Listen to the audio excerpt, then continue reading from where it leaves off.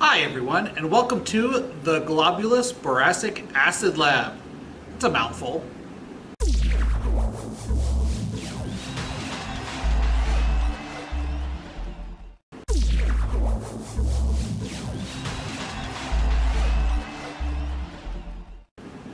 So anyway, today what we want to do is, to start off chemistry, I always like to do kind of a fun lab with everybody. And what we're going to do is we're going to make what's called a non-Newtonian fluid.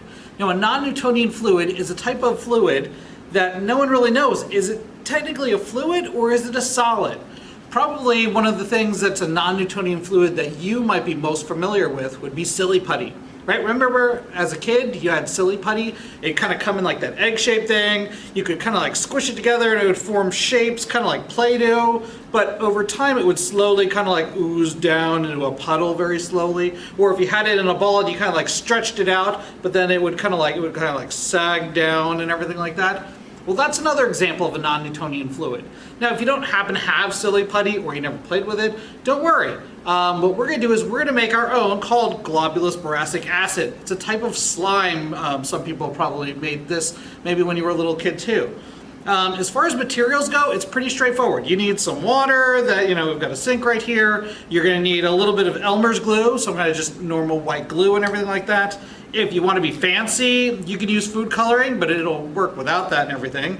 And probably the trickiest thing that you need is something called borax, right? So borax, it's just old-fashioned soap, let's be honest here.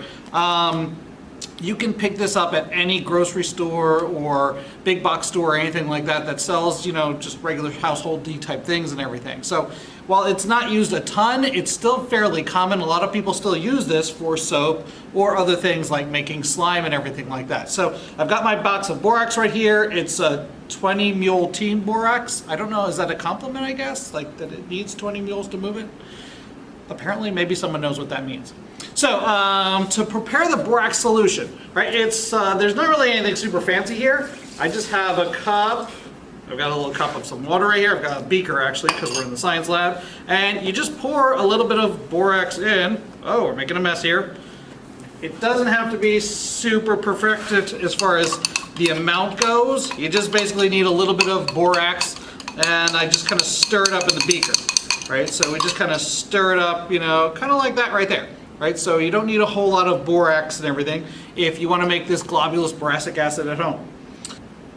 So to make your borax solution at home, right, what you need is you need to take your beaker, right, or just a glass cup or a plastic cup that you have. You're going to need to add, well, the official recommendation is 14 grams, but since you don't probably have access to that at home, you just need a little bit of glue.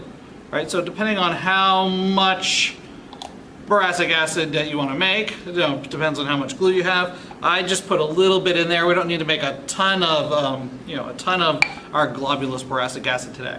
You add a little bit of water into it also, so you're going to put some water in there. I find to make it mix easier, if you put the food coloring in first, into the water first, it'll actually mix a little bit easier. So I recommend not a whole lot of food coloring actually. So we're going to go for a little blue and a little green. We'll see if we can make our globulus boracic acid a lovely seafoam color here. So if I put that in, there we go. All right. Then what you can do is give it a mix. Mix obviously with your titanium spork. I don't know why you would use anything else. But I've got my titanium spork here. I kind of mix it around and mix it around. And sure enough, as we're kind of like mixing these two together, oh yeah, it's kind of a lovely minty green, almost seafoamy color right here and everything. It's close to the traditional globulus boracic acid color of green, but it's kind of a little more blue tint to it here and everything as I'm stirring and stirring and stirring and stirring over and over and over again. Now, you'll notice that, well, this isn't very exciting, Mr. Jackson. I've basically made green, thick water. I mean, that's not very slimy or anything like that. Certainly not boracic acid that we're looking for. So what you do is that's where our solution right here of the borax comes in. And the key to this is you don't need very much of it, right? So you just have like literally a couple drops, and I'll put just a few drops in here, maybe like, I don't know, less than 10 drops probably. And then the key is you need to stir, all right? And then you stir and you stir and you stir. And I can see already that there's a definite change right here. Oh, it's this lovely globby thing going on here. Now it's not quite ready yet, right? So I'm gonna keep stirring for just a little bit longer. But the key to making really good slime or globulous boracic acid is it's the amount of borax solution that you put in. Too little and, well, I mean, it kind of looks like this. I mean, it's fun, don't get me wrong, you could play with that, but it's not quite ready yet and everything. But just a little bit too much, and by a little bit, I'm talking like a drop or two too much, and you're just gonna get a solid rubber ball that's also not very fun and everything. So let's add, I mean, just literally maybe 1, 2 more drops in there. It's about 2 drops.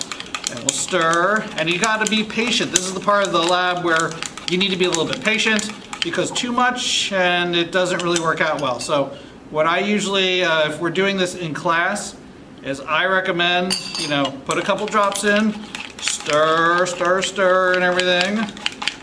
Right, see if you kind of like it. Oh, it's getting a little stringier here and everything. Then I'd put a few more in.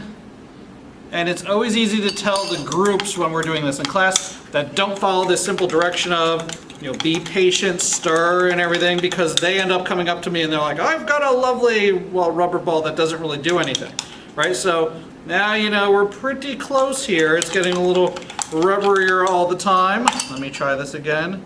Maybe another time or two and we should be there. Oh yeah, it's definitely kind of sliming up on us here and everything, right? So that's our slimy globulous boracic acid that we have right here, right? So it's, you know, it's really, really slimy and everything like that, right? And then depending on what you want to do with it, some people will want their globulous boracic acid to be, well, slimier even than this as far as more kind of a rubbery consistency. Other groups normally when they're doing this, they might want it even runnier than this, you know, depending on, you know, what you want your personal slime to look like. You know, I think that this one's pretty good right here. This is, you know, about ideal as far as trying to make it look as gross as possible. Isn't that kind of what you're aiming for when you're making slime? But again, it's interesting. Slime, as much fun as it is to play with, it's a scientific process right here. It's got, you know, all kinds of things going on as far as, you know, is it a solid or is it a liquid, right? I mean, it certainly kind of does both things, right? When I pull it out right here, I mean, clearly there's some globs that are kind of like a solid form and everything, but at the same time it's flowing, just like if you have water, right? If you have water in a spoon and you pour it out, it flows. If you have something like honey in the spoon, right? You pour it out, it flows, just much, much slower, right? And now this, well, it's similar to that, right? As far as, oh, that's gross, right? It's similar in the sense that it flows, so you could question, is it a solid or is it a liquid, right? And there are many scientists that actually study exactly this, non-Newtonian fluids, trying to figure out, is it more of a solid, is it more of a liquid, and how does that help people, right? How can you use a substance kind of like this right here? You wouldn't think that would help people, but sure, I'm sure that you know, there's places where a substance like this actually is useful for people making things. So that's the non-Newtonian fluid, globulous boracic acid. Hopefully that kind of like shows you some, kind of gets you thinking about chemistry here at the beginning of our chapter when we start talking about all kinds of great chemistry things that we're going to do this year. All right, remember, do science always.